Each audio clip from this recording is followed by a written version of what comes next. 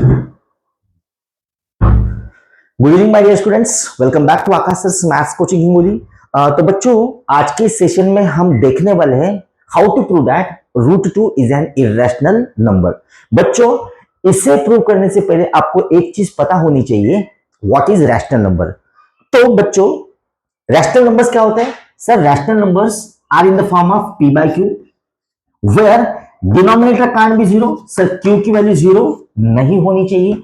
Sir, this p and q belongs to set of integers. Sir, p and q जो होते हैं वो integers में से होते हैं। और सबसे इंपॉर्टेंट चीज बेटा आपको प्रूव करने में उसकी बहुत ज्यादा हेल्प होगी, वो है sir p and q are coprime numbers. बेटा ये जो p एंड q है ना, p एंड q ये होने चाहिए को प्राइम नंबर्स। सर, अभी को प्राइम नंबर्स क्या होते हैं? को प्राइम नंबर्स का मतलब ये होता है बेटा, आपका ये जो p है और ये जो q है, इनका हाईएस्ट कॉमन फैक्टर 1 आना चाहिए। अंडरस्टूड? तो चलो बेटो, हम प्रूफ की तरफ जाएंगे। सबसे पहले बेटा, सबसे पहले रूट टू ये इरेशनल नंबर है, ये प्रूफ करने के लिए आपको एज्यूम करना पड़ेगा कि भाई ये जो रूट टू है वो एक रैशनल नंबर है। तो सबसे पहले बेटा हम यहां पे ऐसे लिखेंगे कि सर ये जो रूट टू है वो एक रैशनल नंबर है। इसका मतलब बेटा उसे हम a बाय बी के फॉर्म में लिख सकते हैं। सर, सेकेंड स्टेप क्या होगी? सर, सेकेंड स्टेप ये होगी, आप इस b को इस लेफ्ट हैंड साइड में शिफ्ट कीजिए। तो मैं इसे ऐसे लिख सकता हूं बच्चों, root two times b equals to a। Sir, इसके बाद आप क्या करो, स्क्वेयरिंग एंड बोथ साइड। क्या करना है बेटा? Squaring on both side. तो बेटा जब मैं इसका स्क्वेयरिंग करूंगा तो इसका भी स्क्वायर होगा और इसका भी स्क्वायर होगा। और बेटा जब हम रूट टू का स्क्वायर करेंगे तो स्क्वायर एंड स्क्वायर क्या होगा? कैंसिल हो जाएगा। तो यहां पे लिखेंगे हम सिर्फ 2, क्योंकि ये स्क्वायर रूट और ऊपर का स्क्वायर वो तो कैंसिल हो जाएगा। अब यहां पे आ जाएगा बी स्क्वायर इक्वल टू आ जाएगा हमारा ए स्क्वायर। सेकेंड स्टेप क्या करेंगे सर, हम ये जो 2 है ना, इस 2 को हम इसके नीचे डाल देंगे, उधर शिफ्ट कर देंगे। तो हम ये बात पे आएंगे कि sir b square is equal to लिखेंगे हम ए स्क्वायर अपॉन 2। यहां तक आप सभी को समझ में आ गया होगा। इसके बाद हमें क्या लिखना है बच्चों? आप मुझे एक बात बताओ, सर अगर ए स्क्वायर को हम 2 से डिवाइड कर सकते हैं तो इसका मतलब सर ए को भी हम 2 से डिवाइड कर सकते हैं।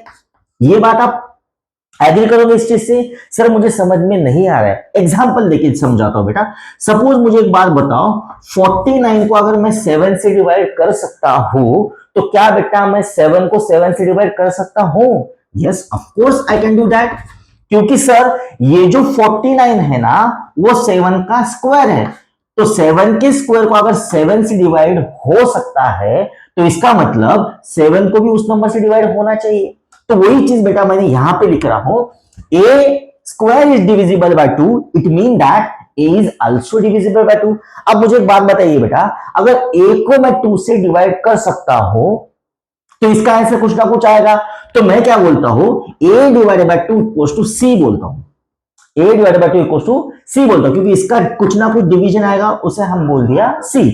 तो बेटा इसके बाद क्या मैं इसको ऐसे लिख सकता हूं, इस 2 को इधर शिफ्ट कर सकता हूं, तो यहां पे आएगा a इक्वल्स टू 2c।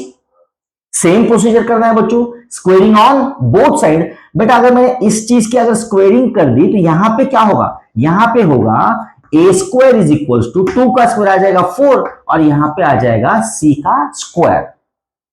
बेटा 50% अपना काम हो गया है। बेटा अब जो हमारा a square is equal to 4c square आ गया है, इसकी वैल्यू, ये जो ए स्क्वायर की वैल्यू है वो क्या मैं यहां पे पुट कर सकता हूं? क्या मैं वो चीज यहां पे पुट कर सकता हूं? यहां पे बोलो वन एंड सेम है। तो बच्चों a square is equal to 4c square मैं इस इक्वेशन में पुट करना चाहता हूं यहां पे। तो ये क्या हो जाएगा? ये हो जाएगा b square equals to a square की वैल्यू कितनी है बच्चों? 4c square divided by 2।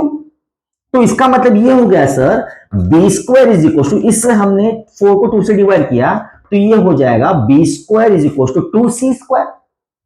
समझ में आ गया बात? अब बेटा मैं क्या करता हूं, इस 2 को इस साइड में शिफ्ट करता हूं, तो ये आ जाएगा sir b square divided by 2। ये आ गया b square divided by 2 equals to c का स्क्वायर। अब बेटा मुझे एक बात बताइए, बी स्क्वायर को अगर हम 2 से डिवाइड कर सकते हैं तो इसका मतलब क्या हुआ? हम b को 2 से डिवाइड कर सकते हैं। Of course sir you can say that. तो it means that If b square is divisible by 2, then b is also divisible by 2. इतनी बात समझ में आ गई। लेकिन सर आपने तो हमें ये चीज बताई थी, अगर a बाय b ये रैशनल नंबर हो गए, इफ a एंड b ये रैशनल नंबर हो गए, तो इसका मतलब ये होगा कि इनका जो हाईएस्ट कॉमन फैक्टर होगा a एंड b का, वो कितना आना चाहिए, HCF कितना आना चाहिए, 1 आना चाहिए। लेकिन हमारे इस केस में क्या हो रहा है, इस केस में ये हो रहा है कि सर ये जो a है वो 2 से भी डिवाइजिबल है और हमारा जो b है वो भी t से डिवाइजिबल है।